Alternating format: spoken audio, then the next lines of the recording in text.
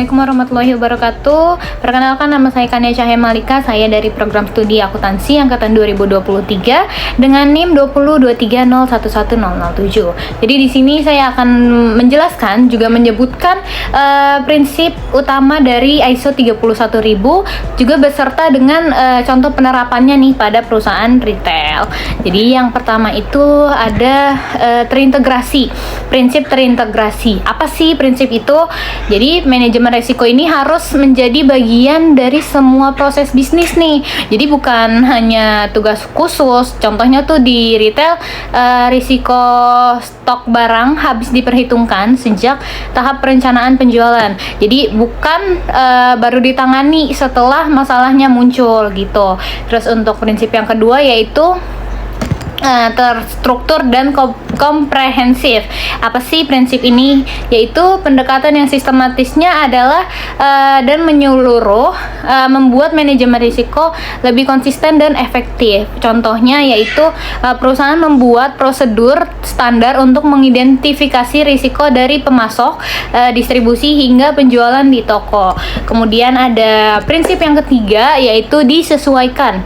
Artinya manajemen risiko ini harus menyesuaikan dengan konteks internal dan eksternal pada perusahaan. Contohnya yaitu retail kecil lebih fokus pada risiko keuangan dan persediaan nih.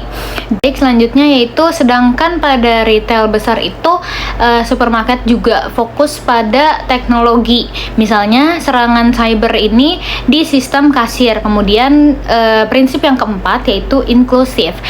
Melibatkan semua pihak terkait agar risiko lebih mudah dipahami nih dan dikelola.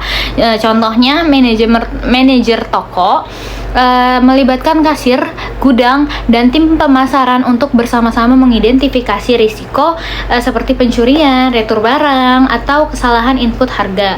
Kemudian yang kelima, prinsip kelima itu ada dinamis. Apa sih? Yaitu artinya lingkungan bisnis ini selalu berubah-ubah sehingga manajemen risiko harus terus diperbaharui. Contohnya saat tren belanja online ini meningkat, jadi retail memperbaharui sistem risikonya nih untuk mengantisipasi masalah logistik dan keamanan pembayaran digital. Kemudian prinsip yang keenam yaitu berdasarkan informasi terbaik. Artinya keputusan risiko harus dibuat dengan data dan informasi yang valid.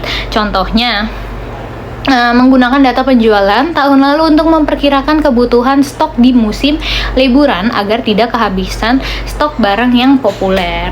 Kemudian untuk prinsip yang ketujuh yaitu mengelola ketidakpastian. Artinya tujuan utama manajemen risiko ini adalah membantu perusahaan tetap siap menghadapi ketidakpastian.